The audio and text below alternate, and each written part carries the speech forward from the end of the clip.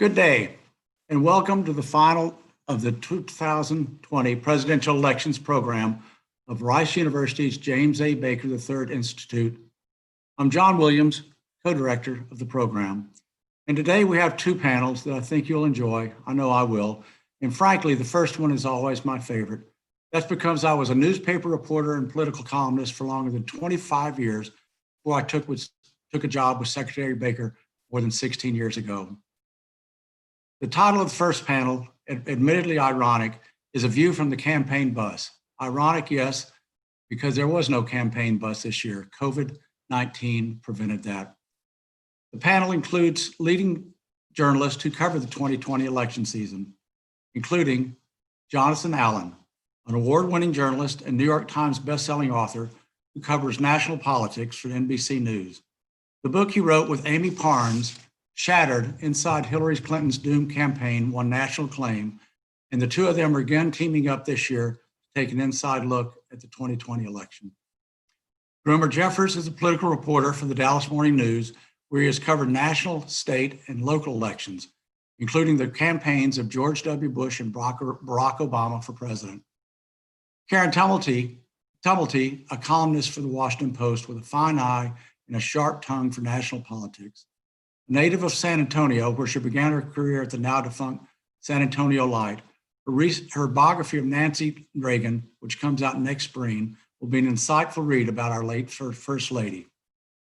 This panel will be moderated by Jamie Gangel, an award-winning veteran correspondent who joined CNN in 2015. A veteran reporter, she has profiled Presidents George H.W. Bush, Bill Clinton, George W. Bush, Gerald Ford, Jimmy Carter, and Barack Obama. And Jamie, congratulations on your scoop last night that our former presidents, Obama, Bush, and Clinton, will publicly take the COVID-19 vaccine as a way to breed confidence in this possible cure. Thank you so much to the panelists. And now, Jamie, the show is yours. Thank you so much for having us. Can we see everybody just to start? Because I'm not seeing, there you all are. One more, Karen. There you go. I am so thrilled to be here with all of you today. And I just want to start because John mentioned the lack of a bus this year. So, let me just ask each of you, how was this? This campaign was different in so many ways from what we're used to. But Karen, let me just start with you. How was it different for you because of COVID? Well, at the Washington Post, we were all sent home the second week in March. And, unless you could make an argument that your travel was absolutely crucial, the papers put a lockdown on it. In fact, we're not back in our office probably until next June at the earliest.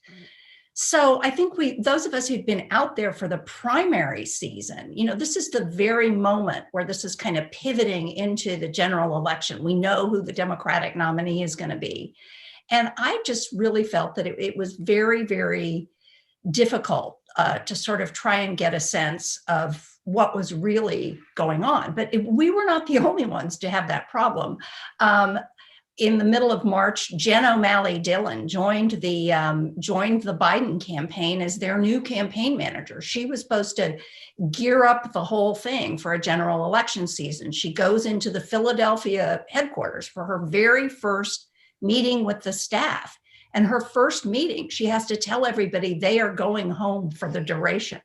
So she ended up essentially running the campaign from the attic of her house in suburban Maryland with 7-year-old twins and a 2-year-old underfoot.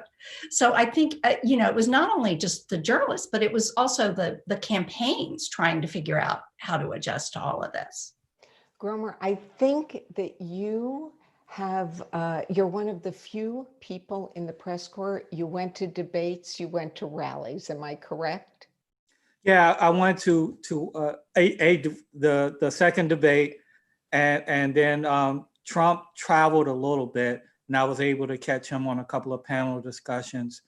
And then the the sort of the social distance rallies that Kamala Harris, the incoming vice president, had. Saw a couple of those, but it was really tough. And as Karen said, I mean, let's set the scene. March was the Texas primaries, right? And you had the extraordinary moment when South Bend Mayor Pete Buttigieg and Amy Klobuchar, the senator, and they all dropped from the race and met Joe Biden in Dallas to sort of like rally around him.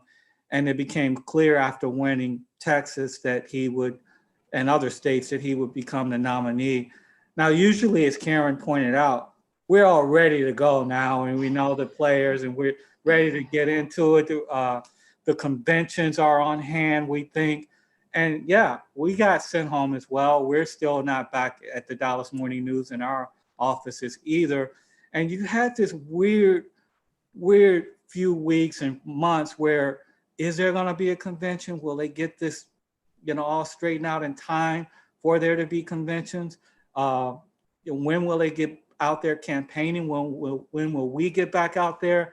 And of course, it never really happened the way it traditionally happens. And that was, in a way, kind of sad, because we get this every 4 years, right? And it's kind of our Super Bowl for political reporters, and we didn't have it. Of course, the goal was for everybody to be safe and to stay well, and we understood that. But in a way, much like a sporting event, our season was severely altered and changed.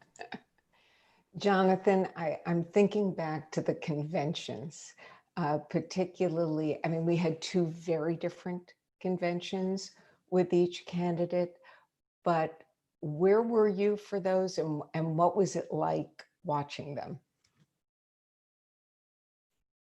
I think you need to unmute yourself. Jimmy, I was in the best place possible to watch the conventions, which is my living room.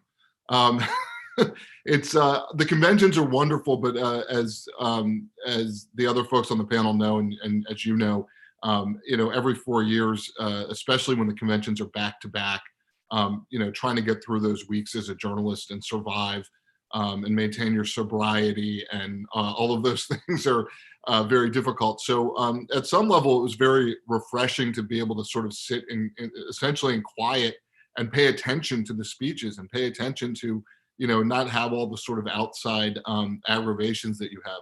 On the other hand, it's a huge loss in terms of sourcing. The conventions are a great place to talk to people who are on the campaigns that are inaccessible often, to talk to other political officials who are often inaccessible, to build your Rolodex. And so there's a real loss on that level. As far as the public goes, these were scripted, and we don't normally see that. Everyone can remember 2016 when Ted Cruz walks down onto the convention floor and says, "Vote your conscience." Everyone remembers Democratic conventions torn apart by which delegation was going to be seated. A little before my time, but the Mississippi Freedom Delegation versus the non-Mississippi Freedom Delegation, Mississippi delegates, or what was going to happen with the delegates in the Ford Reagan race in '76, Carter and Kennedy on the floor. I mean, conventions can be really sort of unpredictable times, and in this case, we sort of lose out on that. You really don't just run into people, do you? I mean, that's the big thing that happens. I want to ask the three of you, Jonathan, why don't we start with you this time? I like numbers. Today is December 3rd. A month ago, believe it or not, was Election Day, November 3rd. The tally, at least as of last night, was Joe Biden, 80,942,426 votes. Donald Trump, 74,087,368. Biden wins by almost 7 million. And in the Electoral College, 306 to 272. But here's what I want to ask you, Jonathan, a month later. Is it over yet? Yes. It's over. It is over. It was over. Look, I look at the moment where Donald Trump went out on early Wednesday morning, basically election night, and started talking about fraud. And at that moment, you could tell that he thought he had lost, or certainly was moving in the direction of losing. You don't come out and talk about fraud if you think you're in a good position. And from that moment on, it only became more and more clear that Biden had won. It took the networks, and no aspersions cast on my own network or any others for being very careful. I think that was responsible, but it takes them almost a week to call the election. But I don't think there was a point during that period where it looked like Donald Trump was, somehow going to come back based on the votes that were, still outstanding. And even since then, there just isn't a question about who won the election. Was it a close election in terms of electoral college? Yeah, from a historical perspective, absolutely. But it is not one where there's a question about who won. Karen, talk a little bit about, we've been through Bush v. Gore relatively recently, but talk a little bit about what the last month has felt like from big picture, historic perspective to be going through this. Well, it's, Donald Trump continues to sort of dominate the stage, and but his antics, I think, when leading up to that 47-minute video yesterday, seemed to be getting more and more desperate. His legal team, and I use that phrase loosely, is getting thrown out of every court that they are taking these challenges to. They have produced absolutely no evidence for their challenges. So you really do get a sense that it is almost like street theater. The election result is not in doubt, and it wasn't really all that close. But I do think that to me, the great mystery of the 2020 election is why the polls and the expectations were so correct about the presidential race and why they were so wrong about everything else. All the polls, all the expectations would have suggested that the Democrats were going to pick up seats in the House, that the Republicans had a better than 50-50 chance of losing the Senate. I have covered a lot of presidential elections. I think 1988 was my first. And this is the first one where you have seen a new president come in with absolutely no coattails, whatever a reverse coattail is. I don't know, socks. And I think that is what is going to be sort of studied about this election in years to come. And I think there's something fundamentally flawed in the exit polls. And I think there's going to be a lot of analysis maybe that can explain that to us. But there are some real mysteries about the outcome of this election that the outcome of the presidential election is not a mystery, but there was a lot going on in the electorate that I think we really didn't understand. Gromer, just to talk a little bit about what Karen just raised with the polls, there are two words you hear a lot in Washington, D.C., and conventional wisdom. And some of that is based on experience and history. And I think a lot of it is also based on the polls. Considering what Karen said about down ballot, Right. what surprised you? What do you think went on looking back? Well, I think a lot of ticket splitting went on. Mm-hmm. There were people set on going to the polls to vote either for or against Donald Trump. And let's just say there were a lot of people who voted against Donald Trump, who then said, well, I'm going to vote against Donald Trump, but I don't want to send my party or the Republicans a draconian message. So I'm going to vote for Senator John Cornyn in Texas as well. Or I'm going to go down ballot and vote for a Republican Texas House members. And Karen is right, because in Texas, Democrats thought that they had a chance of taking the control of the Texas House. That would be for the first time since 2001, and maybe win a statewide race on the strength of Biden winning, or challenging Trump in Texas. They thought maybe that Biden could win Texas. It didn't happen. And a lot of it was because, I think nationally, was because people perhaps, goal number one, vote against Trump, try to get Trump out of office. But at the same time, we like our state rep, we like our congressman, we like our Republican senator. Perhaps that some of that went on. Mhm. Jonathan, looking at the numbers that we've seen for both Biden and Trump, were you surprised at these record turnouts? I mean, if you had told me 81 million people were going to vote, I might have believed you, but I would have thought it would be both sides, not 81 million for one candidate. I mean, we're looking at roughly 155 million people voting. I think in the last election, we were at the 120 some mark, 125, 128, something like that. The increase was surprising to me. I expected that more people would vote for Trump than did last time. I expected that more people would vote for Biden than for Clinton, but certainly not in terms of the level of increase. People wanted to vote. And just briefly to address the other question that you had just asked, I think one of the things you saw here with the split at the presidential level and at the congressional level was there was so much anger and chaos and sort of attention to extremism going on. And I think what you saw was an electorate that collectively, kind of rejected both of those things, right? So on the Republican side, you had Trump as the sort of lightning rod of extremism. On the Democratic side, you had Trump battling against what he said was socialism, and people didn't buy that about Biden. He was battling against defunding the police.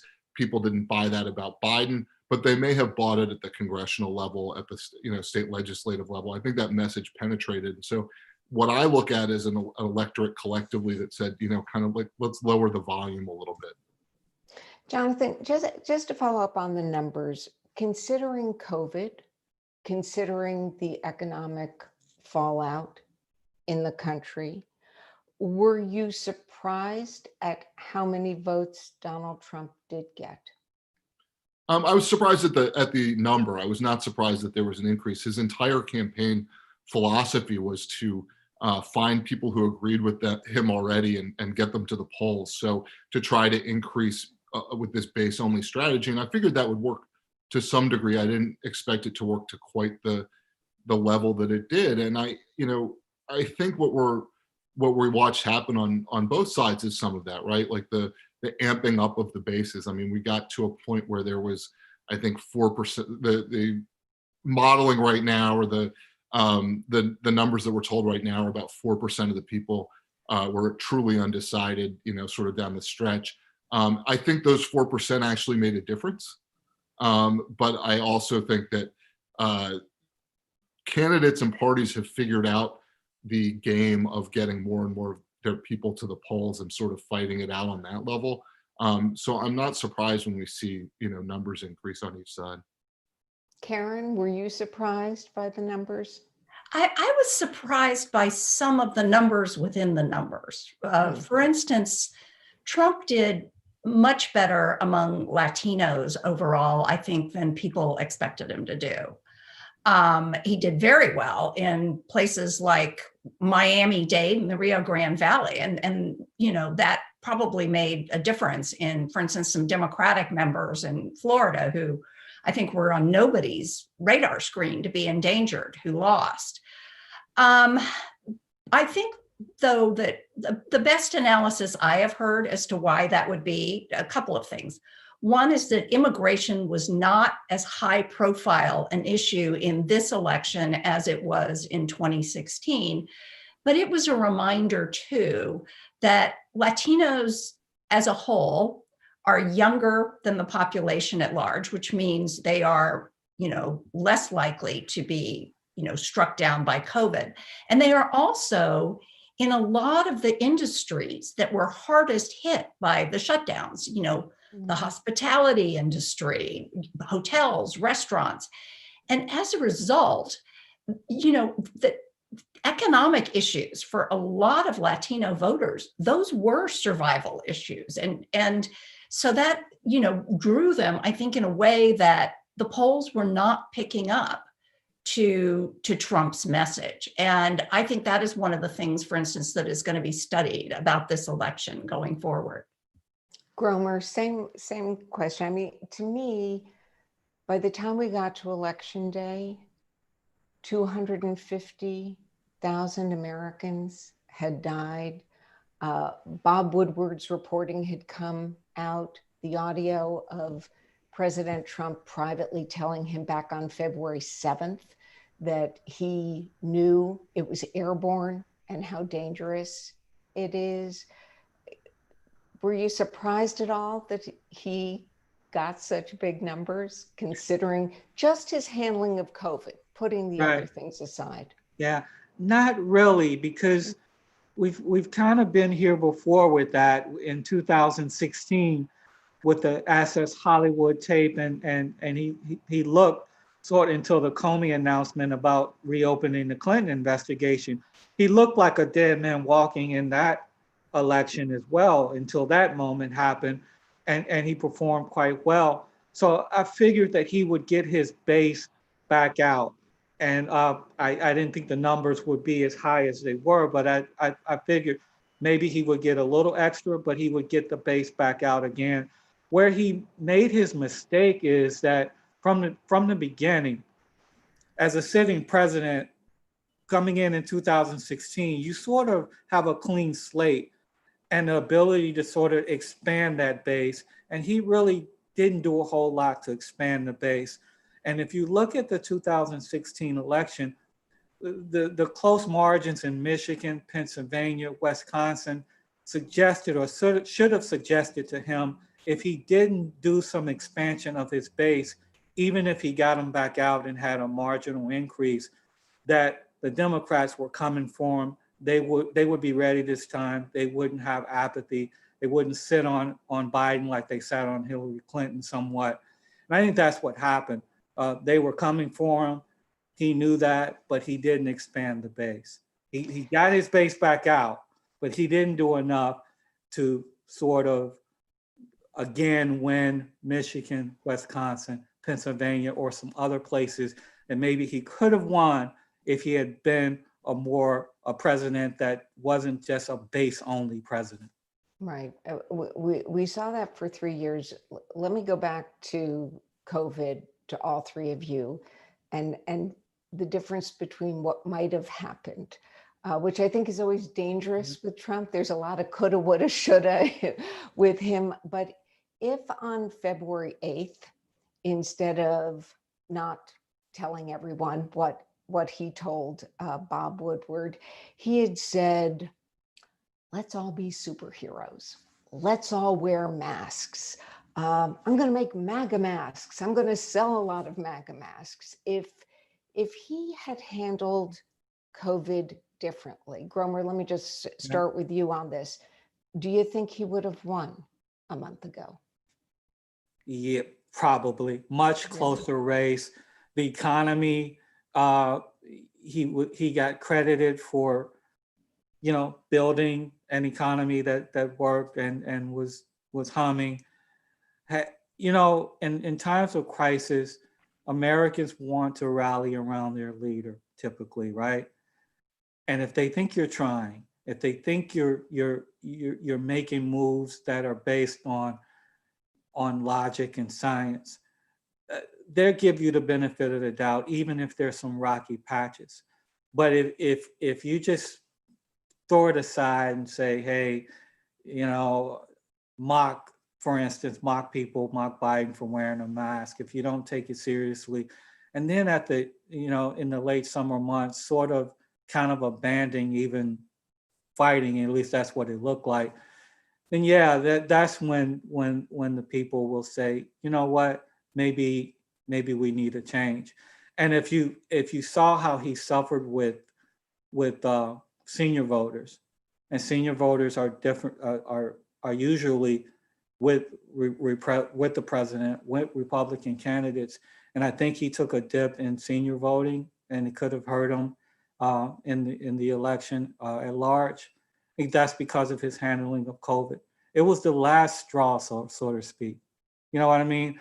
All the chaotic years, people could have forgiven that, but then he couldn't get his arms around COVID. And I think that, yeah, you're right. I think had it not been for that, maybe he wins. Jonathan, I see you nodding. I see Karen nodding, but Jonathan, you start. Look, again, I don't know how many errors a team would have made with a different shortstop. It's impossible to play out. But I do think that the president, more than anything, talked himself out of the presidency. To Gromer's point, there is a rally around the flag effect when there's a crisis. I mean, you think about 9/11 or Pearl Harbor, and not that the disease is quite the same as an attack on American soil, but I think that the public gives the president a lot of latitude to make the errors that Gromer was talking about, to have a rocky path a little bit. Everybody was scared. And I think what you saw from the president started as overly rosy. And then he decided that he was going to issue the stay-at-home guidelines, which made a lot of sense, and then struggled with it openly. He fought himself in public on the dais, on the podium in the briefing room every day, saying how much he wanted to reopen the economy. He was having this fight with himself. I don't think that helped him, but I think it was really like when he started to get into the territory of, I'm going to prescribe hydroxychloroquine. I'm going to tell you that you can, inject bleach into yourself. I mean, the loss of trust, and it's, funny and comical that because we all know that would be an idiotic thing to do. But like, I think the loss of trust that he even had a handle on seriously dealing with this disease was a problem for him. And it's like he could have looked at COVID from a political perspective as an opportunity to show leadership and to walk out of it stronger. And kind of in the way he did with the economy. We saw this huge economic dip, and he was very confident, smartly so, that there would be some rebound at some level that he could show. And he just didn't do that with the pandemic. He never figured out how to deal with it. He dealt with it as a problem for him politically instead of an opportunity for him politically. And of course, as we all know, and no matter how many times we go through crises, the best politics is to simply deal as straightforwardly and as effectively with the crisis in front of you as you possibly can. And he did not appear to be doing that. So I actually think it's more rhetorical almost than the actual substance of what he was doing on COVID. Though one could argue about pieces of the COVID response, I think it was the things he was signaling about his leadership style and his lack of seriousness about it that were difficult for many voters. Karen? I think he was also hurt by his willingness to politicize things like wearing a mask and, whatever's the opposite of virtue signaling, turning things that should have been basic public health measures, trusting science, into, signifiers of whether you were a Democrat or a Republican. I think that people watched that. People also understood that as much as he kept saying, well, we only have more cases because we have more testing, made absolutely no sense to people. And they could also see that, responses in other countries were more effective, as much as the president would deny this. I think this was a time when sort of reality did catch up with him. I do wonder, however, as he is also wondering what might have happened if the Pfizer vaccine announcement had happened 2 weeks earlier. So just to follow up on that, our host today, Secretary Baker, he ran some famous campaigns and White Houses in his time. And thinking back, they were known for two things: discipline. I mean, they were known for many things, but discipline and process. This was a presidency filled with some pretty wild and dramatic moments, but there's one this fall that I really would have liked to have been sitting next to Secretary Baker watching his face. And that was when President Trump went to Walter Reed and then got into his car and drove around and was waving. And then finally, when he returned to the White House with the big helicopter scene and going up to the balcony and taking off his mask. What were you all thinking when you watched that moment? Because each of you have talked about sort of big picture, his handling of COVID. But that was October. It's hard, it's not that long ago. Karen, you know, when you were watching that night, what did you think was going on? I think it was one of the most bizarre things I have ever seen in the time I've covered politics. I mean, at least they were able to talk him out of his idea of pulling off his shirt and revealing he was wearing a Superman t-shirt underneath. Because one thing is that Americans, including the, you know, at that point, I think it was over 200,000 people had died. And people understood that Donald Trump had access to treatment that their loved ones did not. And while Trump seemed to want to, you know, signal that COVID wasn't that big of a deal, and, you know, and he had some sort of super constitution that made him, you know, superhuman or something, that was so at odds with the reality that people were seeing and feeling in their communities and in their homes, that I don't think it quite sent the message that he thought it would. Gromer? So a lot of times the president's first instinct is to go to his showmanship background, and this wasn't the last 15 minutes of The Apprentice or Celebrity Apprentice. You know, this was a real situation, a serious situation where you're trying to set a tone or an image for the rest of the country. You've just had COVID-19. You've had, as Karen pointed out, treatment that other Americans can't get. And here you are in a moment where, and Jonathan talked about the opportunity to be presidential or use the moment in a way to be a statesman or show leadership. He could have emerged, made a speech about, hey, you know, I've dealt with this. No one should want this. Please wear your mask, social distance, do what you have to do not to get this disease because you don't want to get it like I did. And show some sort of compassion and leadership.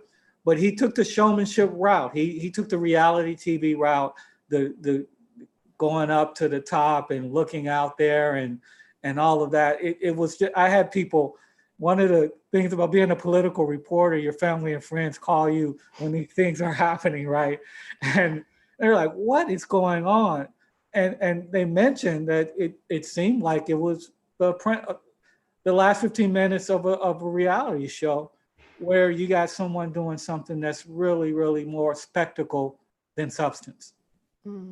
Jonathan, this is one of those, as we said, coulda, shoulda, woulda moments. And remember 4 years ago when we used to say, oh, he'll pivot all the time. Even COVID did not seem to make him pivot. What did you think when you were watching that? Well, I mean, to Gromer's point about showmanship, I was watching it and I kept thinking, this stagecraft is excellent. It is Reagan-esque in its use of the power of the presidency and the trappings and all those things, except for this president seems to be completely out of touch with the moment, where that's not what's called for. And, you know, what Ronald Reagan would not have done, and what Bill Clinton would not have done, and George W. Bush and George H.W. Bush and Bill Clinton, is endanger other people's lives for the benefit of the stagecraft. And so it seemed so screechingly dissonant to me that I'm watching the president behave in this manner that seems so presidential from that trapping standpoint, from that stagecraft standpoint, and from the level of how do I protect the American people is so deeply unpresidential. So one of the things I just realized as I looked at the time is we've been talking for 40 minutes about Donald Trump, not about President-elect Biden. So let's just go back to the campaign a little bit, at campaign strategies on both sides. And if you would each talk to me, Karen, let's start with you, about Joe Biden and what messages worked, what strategies worked. How did he get to be president-elect apart from what Donald Trump was doing? Well, for those of us who were following this very large Democratic field around in Iowa and New Hampshire and Nevada, Joe Biden looked like a dead man walking. I mean, he got his clock cleaned in Iowa. He went to New Hampshire and did even worse. He barely pulled out a second place finish in Nevada. And so he was really limping into South Carolina. And, it really was it was a testament to his own tenacity, because he ran on the same message beginning to end, that this was an election about character. He was not allowing himself to be drawn to the left, as some in his party were trying to pull him. But it was this extraordinary moment. It was a single endorsement, that of James Clyburn, a congressman from South Carolina, that essentially pulled Joe Biden's campaign out of a ditch and put him on the road to the nomination. And at that point, that campaign was out of money. It was really not at all equipped for a general election campaign, which is a completely different endeavor than a primary campaign. And the degree to which the Biden campaign was able to rebuild itself, not only for a normal general election, but one that was going to be conducted in this environment, is such an extraordinary story. And I hope there are going to be good books written about this, because the discipline that campaign showed. They as Gromer was saying, there was a lot of talk about, will they play in Texas? And they made some modest ad buys in Texas. They sent Kamala Harris down to Texas near the end, but they knew that there was a block of states they really needed to win, most of them in the upper Midwest, and they really kept their focus where they knew they needed to win. And they won those states, and they got a couple of bonus states in there. They got Georgia, they got Arizona, they blew it in Florida. But they did what they needed to do. And, we've also seen that kind of discipline in his operation as they are beginning to build their team for the presidency. The people who are being picked for these key jobs, they're breaking a lot of glass ceilings when it comes to gender, when it comes to race. But at the same time, these are all people coming to these jobs with very deep backgrounds in the issues that they will be dealing with. And this is so different from the Trump transition, which sometimes felt like a casting call for Celebrity Apprentice. It really has looked different. Remember Trump Tower and the elevators? Gromer, looking back at the Biden campaign, what do you think was, apart from the Clyburn moment, what made it work, big picture? He caught a couple of breaks. One, he had a long established connection to communities of color, particularly Black voters, the vice president under Barack Obama, that the other front runners didn't have. And so after Buttigieg emerged from the mostly white states of Iowa and New Hampshire, he pretty much had nowhere to go. I mean, 0% with African American voters. You can't win that way. And most of the other contenders struggled as well. And then Bernie Sanders became the front runner, which kind of helped Biden as well, because people were able to rally around him because they knew that Sanders' nomination would be a disaster for the party. So he benefited from those things. And I do think he had the wherewithal to survive and hold on, because you're going to get rough media coverage coming out of Iowa and New Hampshire, and his poor performance in Nevada. And his campaign, the campaign struggled. I mean, they weren't raising money. The strategy was kind of off, but he was able to hold on and develop a message that allowed him not to get put in a trick box or a trap with the socialist message and other messages that Republicans, Jonathan mentioned this earlier, that Republicans were throwing at other Democratic candidates. People were able to say, hey, I know Joe Biden.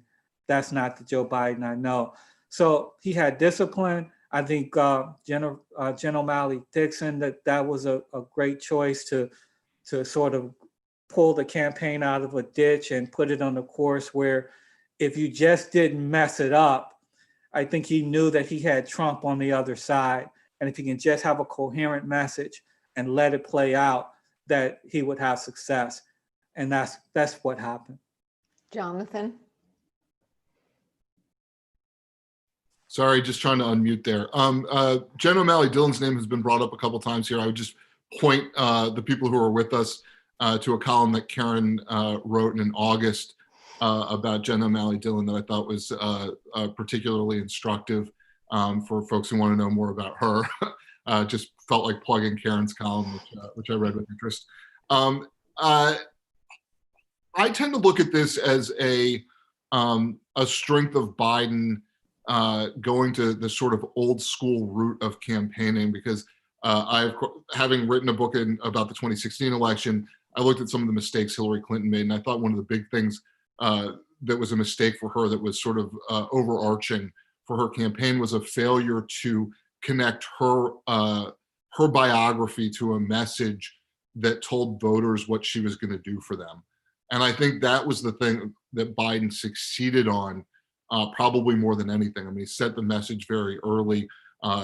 Karen talked about the character piece of it. I look at it as kind of the 3 C's: character, competence, compassion. And I thought he did a very good job of that early.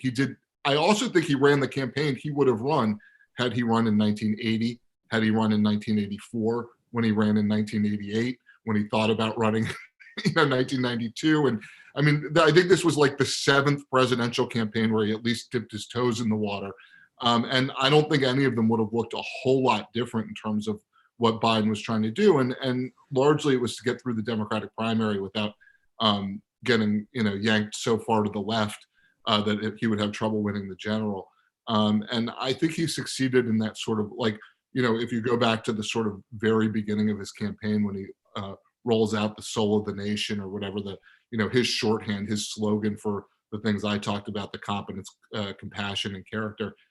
I think that was a big difference from what you saw from Clinton, and I think it was a big difference from what you saw in a lot of the other Democratic candidates. And it's essentially the lesson of Teddy Kennedy failing in 1980 to explain why it was that he wanted to run for president and how damaging that was to him. Biden lived through that time, and I think he kept the lesson that he had to be able to connect his personal narrative to something he wanted to do for the people, and be able to articulate that clearly.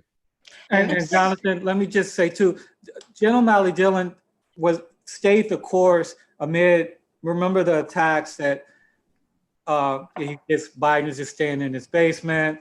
He's not getting out there. Mm-hmm. There was some angst even with the party that they weren't doing enough. And especially when Trump started campaigning, I was impressed with how they stuck with the plan. You know what I mean? Although for those of us who've seen a lot of Joe Biden, having him in his basement and keeping him on message is not necessarily a problem. The other thing, another big moment was that first debate, where Donald Trump comes out onto the stage. I mean, the only thing that could have made that debate any wilder was if somebody had released a rabid squirrel on the stage. And I think that was also a real turning point in this election.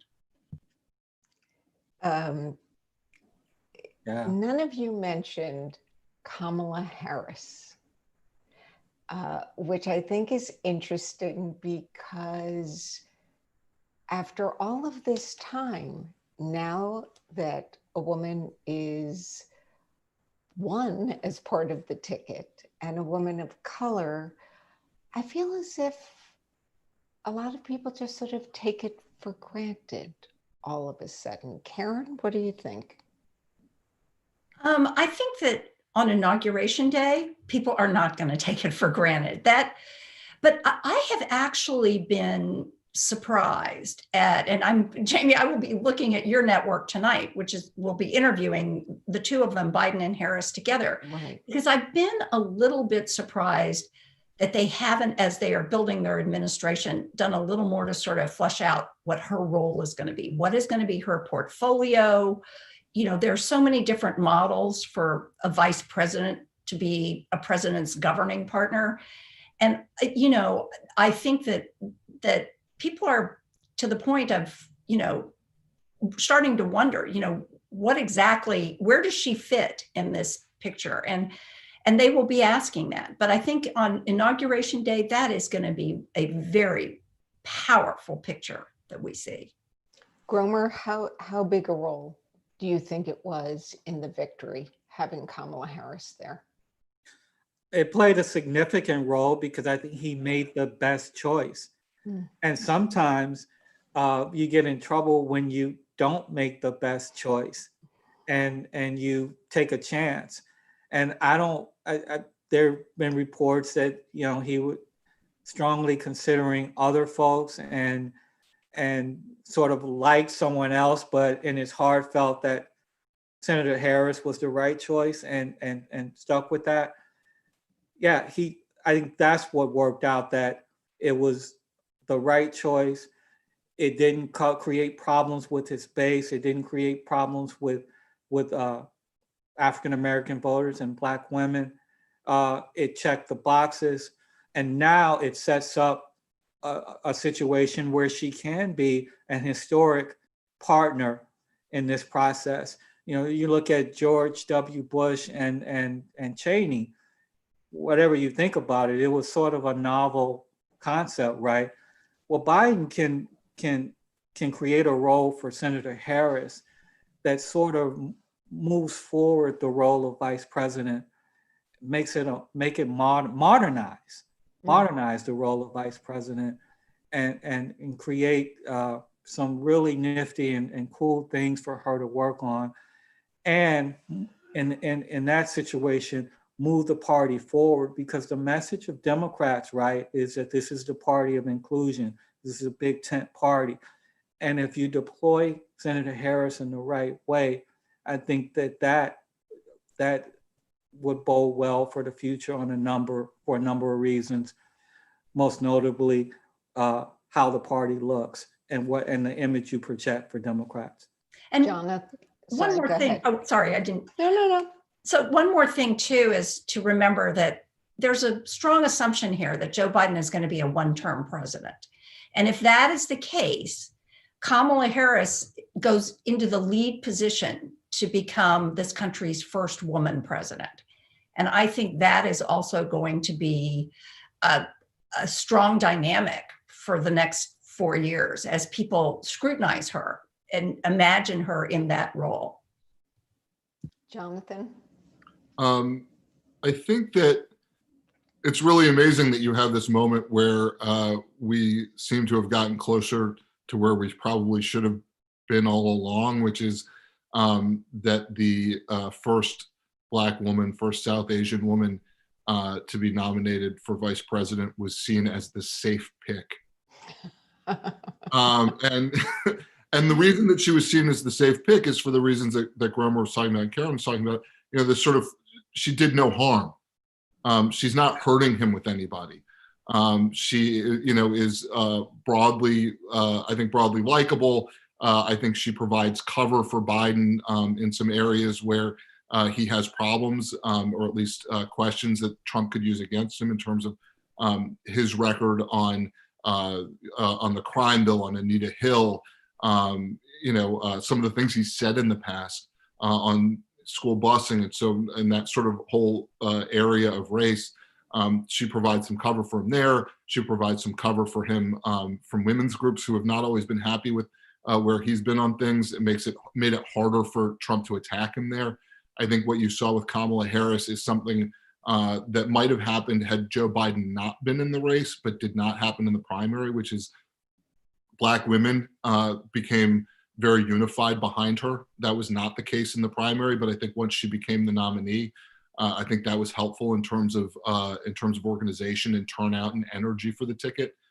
So she was in every sense, as Gromer put it, like the right pick for Biden, and at the same time is historic. And so I think that speaks a little bit, Jamie, to why there might not have been as much attention in the media to this, sort of groundbreaking moment. I don't think it's lost on any person of color, and certainly on any women of color, what a huge moment that is. And even her being picked, I spoke to Mignon Moore, who was the political director in the Clinton White House when that pick was made. And she told me that she had cried when it was made. And I talked to her like within an hour, and she was like, you're choking me up. And I talked to a couple of other, sort of prominent Black women at the time, and they said, what Joe Biden has done just by putting her on the ticket is to etch the names and the images of women of color into the history books. And that's something for which Joe Biden should never be and will never be forgotten. And so whatever's going on in our sort of like media conversation, I think in the real world on the ground, it really has been a groundbreaking moment. And again, I forget which of the other two said it, but on Inauguration Day, we will see that. And Jonathan, let me just quickly add that Senator Harris is not a darling of progressives, right? And there were some progressive Democrats, some progressive women who were on the other side of her on issues, criticized her for what she did as a prosecutor in California, who were still overwhelmed by the moment and shed tears as well, and appreciated the moment and thus supported her in the ticket. So you're right about those tears and the emotion that some people had when she was selected. We just have a couple of minutes before we're going to take questions from people who've been watching this.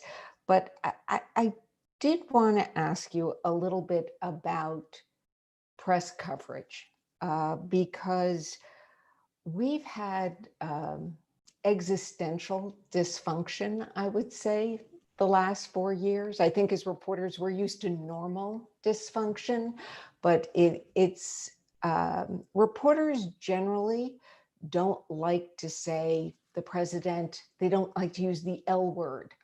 We fact check. We don't like to say he lied.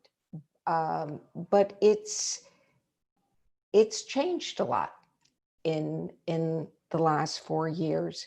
And I'm just curious, as reporters, I feel as if we, even now, are dealing with two realities in this country. People who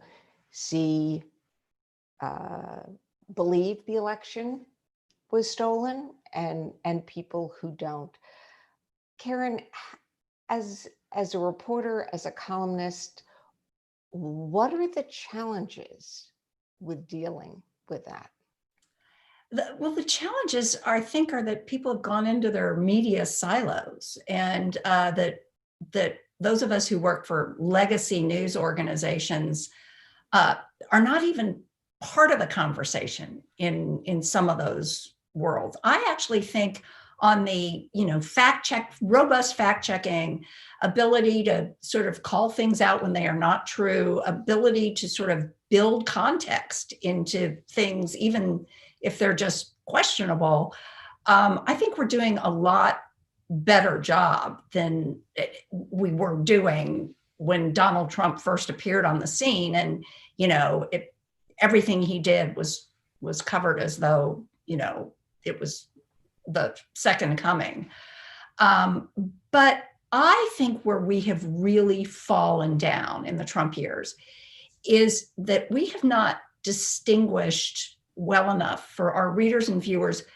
He creates 15 distractions a day, and we swing at every ball he's throwing over the plate. We don't sort of say, you can ignore that one. And I think that people in the country just get exhausted with the whole thing. And I think they just tune us all out. Gromer, I see you going. You're Yeah, one of the criticisms I get from discerning voters, discerning readers, discerning television viewers is, when can I have my normal news back? When can it not be all about Trump every day, every hour, all day? And Karen just mentioned swinging at everything: fastballs, curveballs, knuckleballs. And it got to the point where, and this came from a viewer and reader, that it's Trump, hurricanes, mass shootings, and now COVID. And that's pretty much what you get when you turn on the news in the era of Trump. And people want to get back to sort of a regular news flow where there are other players, there are other folks that you're swinging at, and just normalcy. Now, having said that, Karen is also right about this. The problem is the public has basically put on an R jersey or a D jersey, and they don't watch what they want to watch. And usually that's what they watch what reaffirms their or justifies the positions that they hold. And how we get out of that, I don't know. That's just, I don't know. That's decades in the making. How we get out of people being more of a finicky or a discerning viewer saying, hey, I'm a Republican, but that's wrong, or I'm a Democrat and that's wrong, so I'm going to hold my guy accountable for it. That's the big problem, I think. And I just don't have an answer to that. Jonathan, I know you have a solution to this.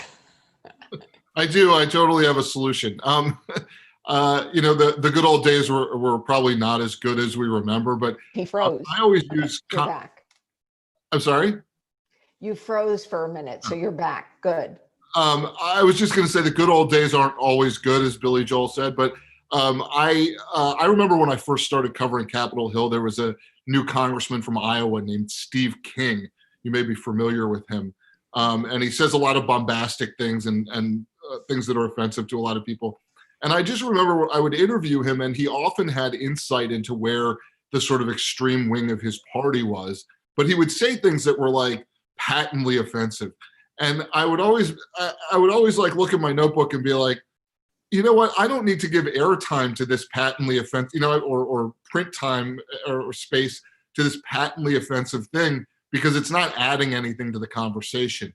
However, he would sometimes say things in memorable ways that were simply reflective of what the thought process was in his wing of the party. And so there's a judgment at the individual level of like, what are you going to highlight? And it is very difficult. I think we've all sort of become local news in terms of, if it bleeds, it leads. And Donald Trump is spraying blood everywhere. But I generally think that, the responsibility for the individual reporter is to try to kind of limit the scope of what they're promoting and what they're writing about to things that are more reflective of the mainstream thinking that's actually influencing decisions, instead of who said what crazy thing. With Trump, there is a real challenge in that, because he's the president of the United States. And so typically anything that comes out of the mouth of the president of the United States is news, and is treated as such, and has always been treated as such. And trying to, limit that or define that and to only chase the things that actually matter, or trying to figure out what the policy process is in the White House is very, very, very difficult, because there isn't really that substantive piece that you would look for and say, okay, well, this is the thing that matters and this is the thing that doesn't, because Trump treats them all the same. Let me try to take some questions now. Forgive me, I'm going to try to read these with my glasses. So we have the first question is from, I hope I pronounce everybody's name correctly, David Newberger. Did the Democrat, so I'm guessing you're a Republican, if you said that, problem with the congressional race arise from their failure to continue to emphasize healthcare in 2020 as they did in 2018? He feels instead in 2020, they focused on other issues such as Black Lives Matter and the environment and the pandemic. So who wants to take that on? Well, I do think that the inability to come up with a clear position on the social justice issue. Let me just say this: the inability to fend off attacks that if you're a Democrat, you're for defunding the police and issues related to that was a problem. I do think Democrats wanted to talk about healthcare in the way they did in 2018, and they tried to tie the healthcare issue to the pandemic, because now more than ever, people need to be insured. But they were thrown off course by the defund the police and other kind of socialist type messages out there.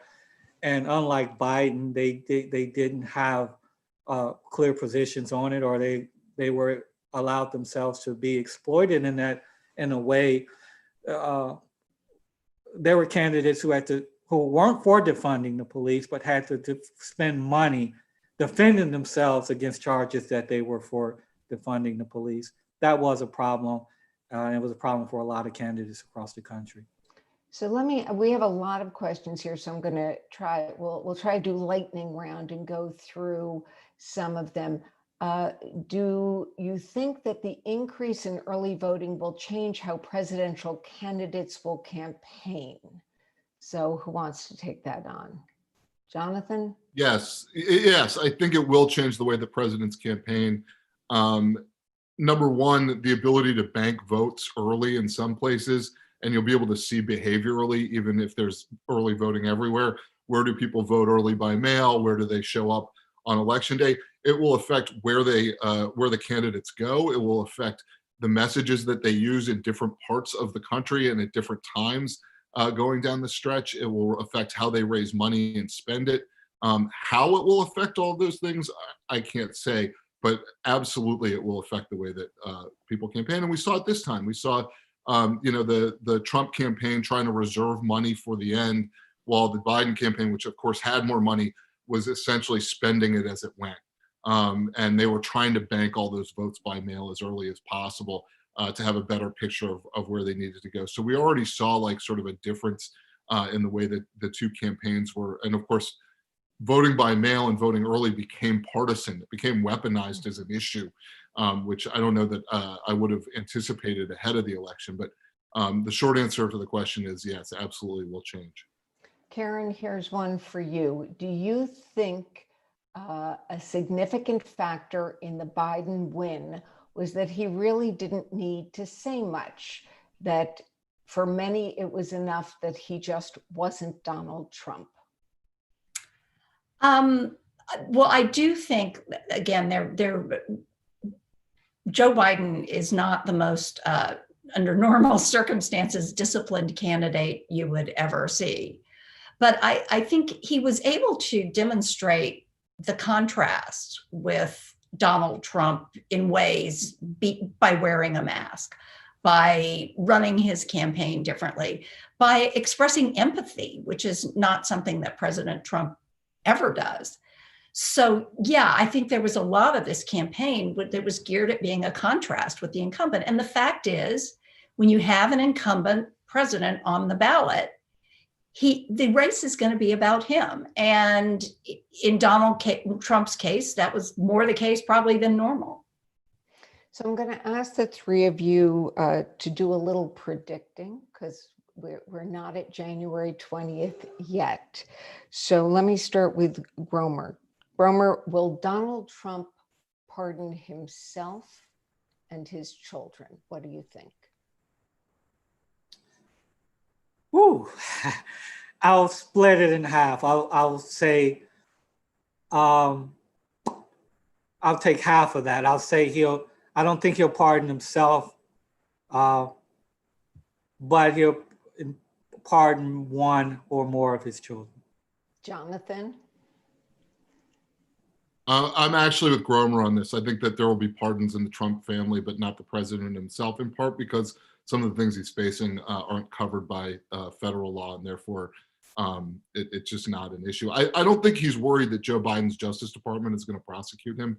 I think he's worried that Joe Biden's Justice Department could prosecute his kids or his son-in-law or somebody else in his family. Karen? So here's a total out of the box scenario that I have absolutely no basis to believe. But I mean, what if Donald Trump were to resign on January 19th and have Vice President Pence become President Pence and pardon him? That would get you out of the can a president pardon himself? And it would also get him out of having to go to the inauguration. So that actually leads to my next question, which is, I think that we've had some reporting at CNN that he is unlikely to go to the inauguration. But as we know with Donald Trump, 5 minutes from now, that could be completely different. So Karen, do you think President Trump will attend the inauguration? I can't even imagine that, what that would be like. So I wouldn't be, I mean, we've had 3 presidents in our history decide not to attend inauguration. So he may be the next one to do that. Gromer? I don't think so. The rumors or reports that he may hold a rally somewhere to announce his 2024 presidential bid is more likely. And let me just add quickly, one of the great moments in politics was when George H.W. Bush attended the inauguration, Bill Clinton's inauguration. That was a tough race for him, but he stood up and was acknowledged and did the right thing. And it was a powerful moment. I remember that moment. Gromer, do you think that the Trumps will invite the Bidens to the White House for any of the usual transition welcomes that we've seen in the past? Wow, I don't know. It's unlike him, though. It would be unlike him. But maybe Melania Trump, the first lady, will do something in that regard. Jonathan, both questions. Do you think he'll attend the inauguration? And do you think there'll be any invitation over at the White House ahead of time? I'm going to go, because we're in the prediction mode and I'm not normally in that state, I'm going to go against the panel here. I think he will go to the inauguration. I think that after 4 years of acting unusually for a president, it might be a good moment for him to be remembered. I mean, he's going to move into legacy area, right? Like where he's thinking about his legacy. The other thing is, I don't remember a time when Donald Trump had the opportunity to be on television where he turned it down. And even as the former president, you have cameras on you, you have attention on you at an inauguration. And generally speaking, if you behave like a normal president, people say nice things about you because you're going out and it doesn't really matter. So I would think he would have incentive to do that. As far as inviting the Bidens to do things, it really doesn't look like that. It doesn't feel like that. Although the one set of people that Trump seems to have some respect for are people his age. I don't know that you would always say that everything he said about Joe Biden, Sleepy Joe or whatever was respectful, but I do actually think he was a little less nasty about Joe Biden than he has been about other people. And he tends to be again, more respectful of people's own age, maybe he will think that it's the right thing to do, to act, normally for a president. People who are around him say that he is actually, pretty gracious one-on-one. So there wouldn't be any reason for him to not do that. I see John Williams popping up, but I'm going to ask one last question, John, because I think I have a minute for each of you. Karen, do you think Donald Trump will run in 2024? I actually don't. Gromer? I say no, I don't either. I think he'll start running. First couple of years, maybe first year and a half, he'll signal that he's running, and then it'll just change. It's hard for someone to come back after losing an incumbent losing a presidential election. I don't see it happening, but I think he'll run initially. Jonathan? Politicians tend to have a combination of shamelessness and ego, and Donald Trump has both of those in the extreme. I would rule nothing out in terms of him running again.